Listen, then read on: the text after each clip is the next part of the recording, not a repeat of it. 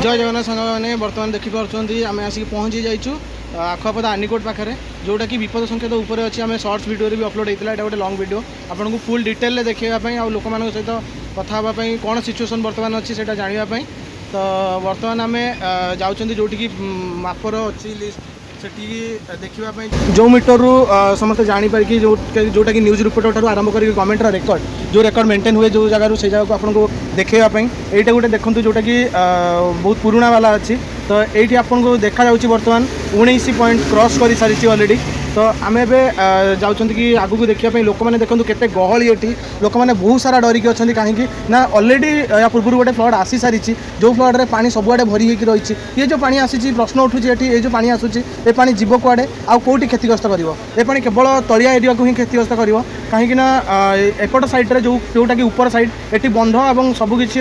Facility already available हो जाइए जोटा कि बहुत सारा हाइट हो जाइए तो चलतु ए लोक मान सहित कथा हाँ आ जाना कि केमिति होउछि आउ बर्तमान केमिति पानी बढ़ुछि विपद संकेत कौन अच्छे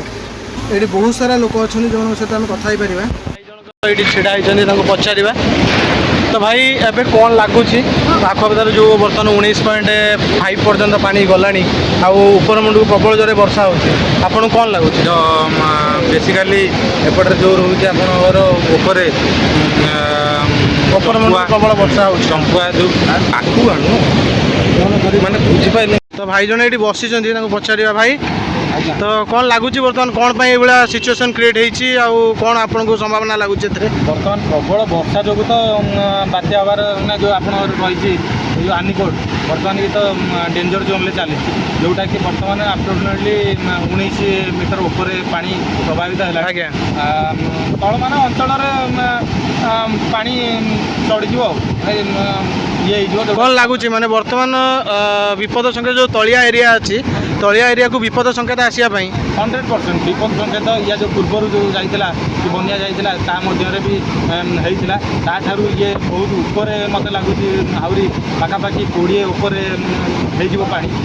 तल मान अंचल सतर्क सूचना किसी वीडियो मध्यम आप जनइबे कि तल अंचल मान सतर्क कर दिखाँ कि से जो रोचे आप मालदा एपटे आप धामनगर आरड़ी बागदेपुर माने आपन जो तले तल जी सब ये रहा से सतर्क सूचना जन दिंतु जहाँकि से सतर्क हो कारण ये पानी बढ़िले से तो आउ पानी आपन को केते बढ़िला भाया लगुच बर्तमान जो ऊपर मुंड को लगातार वर्षा चली वर्षा भितर आपन को केते बढ़िला भाया लगुच बर्तमान चंपुआ पानी प्लस आप जो केउझर जोटा कहूँ कि केउझर पानी एपटू प्रभावित पकाए यहाँ हूँ सत कारण बर्तमान आम राति आम ड्यूटी करता समय राति आम देखी जहाँकि 17.20 थी बर्तमान आस 19 पॉइंट है राति बर्तमान सुधा 19.20 पाखापाखि जाइए जोटा कि प्रशासन जो आप स्टाफ अच्छा पचार बुझी कि से कहते आउट पाखापाखि 20 पर प्लस पड़ो जोटा कि आपंकर 10-20 एमती लिमिट रही है जोटा कि 19 मीटर 20 मीटर 30 मीटर एमती थाए जोटा कि 20 मीटर ऊपर हेले तल मान अंचल पूरा बर्तमान तो आमको भी देखा जाऊँ कि आम 19 मीटर क्रॉस कर सारे अलरेडी तो कौन लगुच आपको पूर्व थर जो पानी होता है पानी रे तलिया एरिया जी सारा बिल जहाँ भी सब जगह थिला जोटा पानी को कभर करनी से सब जगह सब फिलअप हो जाइए तो बर्तमान सिचुएसन ये जो पानी गुटा जीव ये सब कौन क्षति करला भाया लगुचे क्षति तो पाखापाखि कहया गले कि लोक बर्तमान रोई भी ना जोटा कि तली भी पकई से पचि भी गला बहुत न्यूज चैनल भी आसिक देखिए गले कि ये जो रही तल मान चाषी मान 100% प्रभावित करेगा जोटा कि चाषी मान एथर धान तो हम ही ना टोटाली धान फान टोटाली किसी ही हम तो से हिसाब से बनिया पानी एत क्षति करुँच चाषी मानी जहाँ कहले न सर ये रिक्वेस्ट कि प्रशासन थी जो तल मान अंचल से शुखिला खाद्य कि रंधा खाद्य प्रदान कर तो आम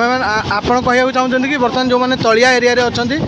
समस्ते निज निज घरे महमबती आउ शुखिला खाद्यर स्टोर करनी उच्च स्थान को जीवाई सब प्रिपेयर हो जातु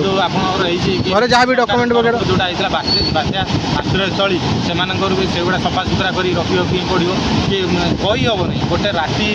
भर जी आम देखुं 17ରୁ 19 ହେଇଯାଉଛି ତ ଆଜି ରାତିରୁ କାଲି ସକାଳ ପର୍ଯ୍ୟନ୍ତ 19ରୁ ବି 21 ବି ନ ହେଇଯାଇପାରେ, ତାର ବି କିଛି ଗ୍ୟାରେଣ୍ଟି ନାହିଁ। ତାହେଲେ ଏବେ ଯେଉଁ କହୁଛନ୍ତି କି ଏଇ ବାତ୍ୟାଟା ଯେଉଁଟା ଆସୁଛି ଏଇଟା 1999 ମସିହାକୁ ବି ଟପିଯିବ, ତ ଆପଣଙ୍କୁ କ'ଣ ଲାଗୁଛି 1999 ମସିହାକୁ ଏଇଟା ଟପିଯିବ?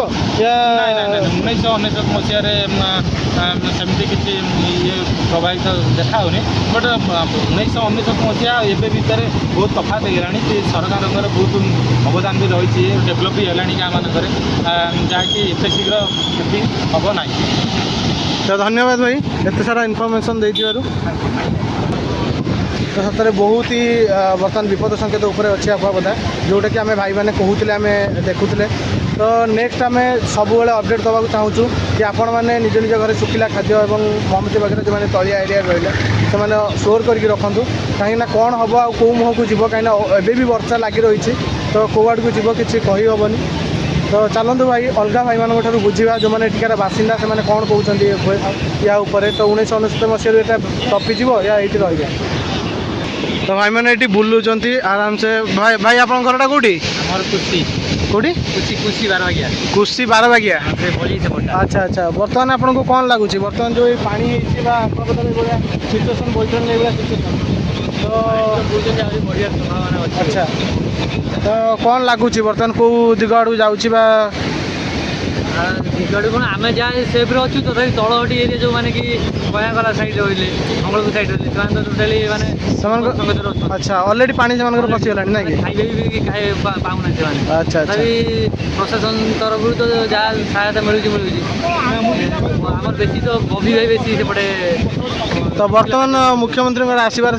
ଅଛି ଚାନ୍ସ କ'ଣ ଲାଗୁଛି ଆପଣଙ୍କୁ? ନା ତା ମୁଖ୍ୟମନ୍ତ୍ରୀର କାହିଁ ଜଣାପଡ଼ୁନି କିଛି। ହଁ ବର୍ତ୍ତମାନ ମୁଖ୍ୟମନ୍ତ୍ରୀ ଆସିବାର ଚାନ୍ସ ଅଛି, କାହିଁକିନା ଯାଜପୁର ଆଜି ଆସିଥିଲେ, ତ ଯାଜପୁରରେ ଟିକେ ଆସିବାର ଚାନ୍ସ ଅଛି, ତ ଆପଣଙ୍କୁ କ'ଣ ଲାଗୁଛି?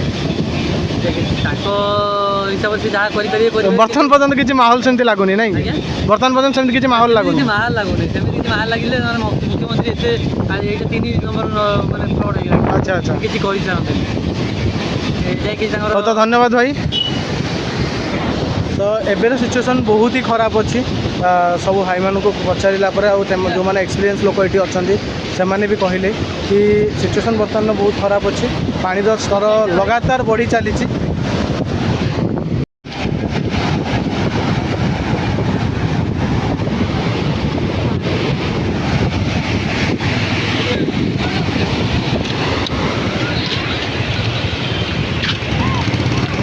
मेडिकल सब प्रकार फैसिलिटी अवेलेबल अच्छी ये जोटाकि जगन्नाथ प्रसाद पीएचसी मेडिकल ऑलरेडी 24/7 खोला अच्छे 108 एम्बुलेंस भी रिजर्व रे अच्छी सब प्रकार फैसिलिटी अच्छी किसी असुविधा ना किंतु मुख्य प्रोब्लेम हूँ कौन ना तलिया एरिया बर्तमान जलमग्न होगा जाऊँगी